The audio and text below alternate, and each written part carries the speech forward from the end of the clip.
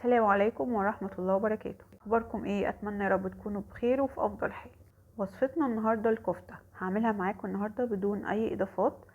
ساعات بعملها معاكم برغل او بنضيف عليها بطاطس، كلها اضافات. بس نرجع ونقول احلى كفتة هي اللي بنضيفش عليها اي اضافات. هعمل معاكم النهاردة كفتة متماسكة جوسي كده من جوه، خطيرة. واخدة ريحة الفحم بجد كده. امشوا معايا خطوة بخطوة وهتعملوا احلى كفتة، احلى من الحياتي كمان. توكلنا على الله. معايا نص كيلو لحمه مفرومه، هي فيها نسبه دسامه، فاعرفي ان مادام اللحمه المفرومه فيها نسبه دسامه يبقى هتكش منها. بس انا هضيف لها اضافه هخليها ما تكشش بالطريقه اللي انتم متخيلينها. انا نزلت على اللحمه المفرومه ببصلايه يعني كبيره كده، فرماها ناعم. بس سبت حوالي معلقتين وعايزه اخد ميتهم بالشكل ده. وبعد كده طبعا هنزل بالبصل على اللحمه المفرومه، وهسيب الميه دي هقول لكم هعمل بيها ايه. هنضيف بقى معلقه صغيره من الليه دي بقى هي اللي بتخلي الكفته في حته تانية خالص، تحسي فعلا انت بتاكلي كفته مشويه من الحاتي بجد. الليه دي بتبقى اللي هي ديل الخروف. انا ببقى محتفظه بيها في الفريزر، ببشر كده بطلعها وابشر منها على قد معلقه وبستخدمها مع الكفته. ابتدي ننزل البهارات، انا هستخدم معلقه صغيره. نزلت بملح حوالي معلقه وربع كده، معلقه صغيره من الفلفل الاسود، اللحمه على فكره بتحب الفلفل الاسود. هننزل بفصين توم ناعم، فرم ناعم بالشكل ده. الاضافات اللي هتخلي الكفته معاكي متماسكه كده وجوسي، معلقه كبيره من النشا ومعلقه كبيره من الدقيق. هتقولوا لي نشا يا ايه؟ هقول لكم نشا. انا بصراحه استغربت زيكم كده في الاول، بس لما جربتها لا، فرقت جدا في القوام الكفته. يعني بجد خطيره. جربوها وادعوا لي. ايه هي بقى الاضافه اللي هنضيفها وتخلي الكفته ما تكشش مننا؟ حاجه بسيطه خالص، نص معلقه صغيره من بيكربونات الصوديوم.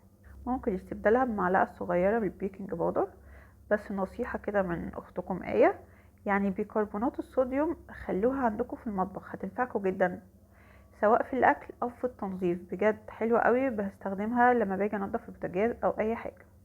نزلت بنص معلقه من الكزبره الناعمه، حلوه قوي مع الكفته. هنبتدي بقى نقلب المكونات مع بعض بالشكل ده. بس طبعا المعلقه مش هتنفع خالص مع الكفته، لازم بايديكي تعجني كده المكونات كلها مع بعض. اولا المكونات كلها بتتجانس مع بعض كويس، والكفته كل ما تعجني فيها هتبقى متماسكه معاكي، وبجد هتبقى ليها عرق كده زي العجينه بالظبط. حسيت ان انت مش عارفه تعجنيها كويس، ممكن تاخدي المكونات كلها وفي الكبه واضربيهم كده ضربتين ثلاثه لحد ما المكونات كلها تتجانس مع بعض وتبقى بالشكل ده. ممكن تسيب الكفتة دي في التلاجة ساعة، بجد هتبقى النتيجة حلوة قوي. هتبقى المكونات كلها تجانست مع بعض. مستعجلة توكلي على الله، مفيش مشكلة. هتجيبي بقى الصينية اللي هتسوي فيها الكفتة. انا يعني مسحتها مسحة سمنة بلدي، يعني شوفي اللي متوفر عندك، سمنة زيت زبدة زي ما تحبي، بس السمنة بتدي ريحة حلوة قوي مع الكفتة. انتم ملاحظين نزلت على مية البصل بحوالي معلقة كبيرة كده من الزيت، ومعلقة صغيرة من صلصة الطماطم. احتجت عصيان شيش طاووق عشان اصبع عليها، انا همسحها بزيت عشان يبقى من السهل ان انا اخرج منها صباع الكفته. مش متوفر عندك عصيان شيش طاووق، ممكن تستخدمي معلقه اي حاجه تصبعي عليها. انا قبل كده عملت معاكم كفته البرغل واستخدمت معاها اللي هي ابره التريكو، بجد حلوه قوي، ما بحتاجش كمان ان انا امسحها بزيت. بس النهارده بقى يعني حبيت استخدم معاكم عصيان الشيش طاووق. هسيب لكم في صندوق الوصف طريقة كفتة البرغل لانها بجد كانت خطيرة جدا. للي ما جربهاش هسيبها له عشان يجربها. زي ما انتم ملاحظين اخدت قطعة من الكفتة بالحجم المناسب ليكي، شوفي الحجم اللي انت عايزة تصبعي بيه الكفتة، وبدأت اصبعها كده على العصيان الشيش طاووق. وفي الاخر بقى بدهنها كده دهنة بسيطة من الخليط اللي انا عاملاه، من اللي هو مية البصل ومعلقة كبيرة من الزيت ومعلقة صغيرة من صلصة الطماطم. وبكل سهولة كده بخرج الكفتة من عصاية الشيش طاووق وبحطها في الصينية. ممكن على فكرة تسويها بعصيان شيش طاووق عادي خالص، انا ساعات بعملها كده، الاولاد بيحبوها، خاصة بقى لما ببقى عاملة رز بسمتي كده وبقدمها جنبيها بيبقى شكلها خطير. بجد الطريقة سهلة وبسيطة والنتيجة بجد خطيرة وهتفاجئكم. بنص كيلو من اللحمة المفرومة عملنا كمية حلوة قوي من الكفتة. بجد الصوص اللي احنا عاملينه ده وبندهن بيه الكفته بيخلي الكفته معاكي كده واخده لون حلو قوي لما بتستوي، وبتحسي ان هي كانها شمعناها من بره كده. بالنسبه للتسويه في فرن ساخن مسبقا على درجه حراره 200، وبتحطيها في الرف الاوسط، واخر 5 دقايق كده بتفتحي عليها الشوايه، طبعا عشان تاخد معاكي ريحة وطعم الفحم كده بتحطي كده فحمية، بس تحطيها في ورقة فويل، وبتاخدي بقى من الدهون اللي نزلت من الكفتة وتضيفيها عليها بالشكل ده، وهتشمي احلى ريحة بقى. هتغطيها طبعا عشان يبقى ريحتها فحم، وبالهنا والشفا. الكفتة ما خدتش معايا وقت خالص في التسوية، كانت تلت ساعة واستوت. شايفين الكفتة من بره واخدة لون وطبقة حلوة ازاي، ومن جوه جوسي ازاي، بجد خطيرة.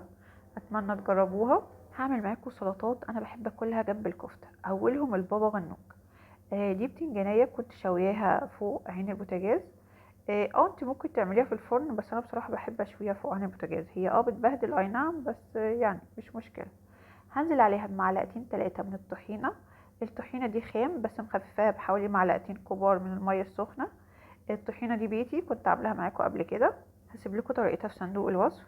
هنزل عليها بإضافة حلوة قوي، دقة. الدقة دي عبارة عن فلفل أخضر وفلفل حار وخل وثوم وملح وكمون. دي اللي انا مش عملتها قصادكم للاسف، عشان كانت عندي جاهزه في التلاجة، كنت عاملاها في اليوم اللي قبله. بجد خطيره، انا محتاجتش اضيف اي توابل، لان طبعا الدقه دي كان عليها ملح وكمون. هعمل معاكم دلوقتي صوص خطير تضيفيه على اي سلطه. سلطه بقى خضرة، طبعا طماطم مع خيار مع اي خضار عندك متوفر في التلاجة، هتقطعيه وتضيفي عليه الصوص ده.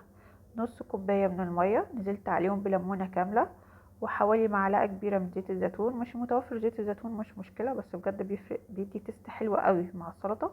نزلت بمعلقه صغيره من الخل، ما كترتش خل لان كنت عصره ليمونه كامله. نص معلقه صغيره ملح، كمون. هتقلبي بقى الصوص ده كله كده مع بعض. بجد جربي الخليط ده، بيدي طعم حلو قوي لاي سلطه خضراء. انا عامله طبق سلطه حلو كده. كان عندي خيار على فلفل اخضر على طماطم بصل بقدونس. بصراحه زعلت قوي يوميها اني ما لقيتش الجزر، كان خلص من عندي. ديلي بالصوص ده على السلطه، وسيبيه كده على السلطه نص ساعه بس، ياخدوا كده من طعم بعض، وكلي احلى طبق سلطه. ولو بتحبي السلطه يبقى ميتها كتير، ممكن تزودي ميه كمان. تالت نوع النهارده معانا، او تالت صنف من اصناف السلطه، سلطه الطحينه. الطحينة دي هنزل عليها بمية سخنة. يعني حاولوا دايما تعملوا الطحينة بمية مغلية، بجد بتفرق قوي في قوام الطحينة. هنزل عليها بمعلقة كبيرة من الخل، وبعد كده بقى هنزل بالبهارات، هنزل بملح، كمون، شطة. طبعا الكفتة دي هتمشي جنب رز بسمتي، جنب مكرونة، بس بصراحة يوميها بقى حبيت اكلها بالعيش مع السلطات كده، كانت حاجة خطيرة. يلا جربوها. اذا عجبتكم الوصفة اتمنى تعملوا لايك وتشتركوا في القناة لو لسه ما اشتركتوش. والسلام عليكم ورحمة الله وبركاته.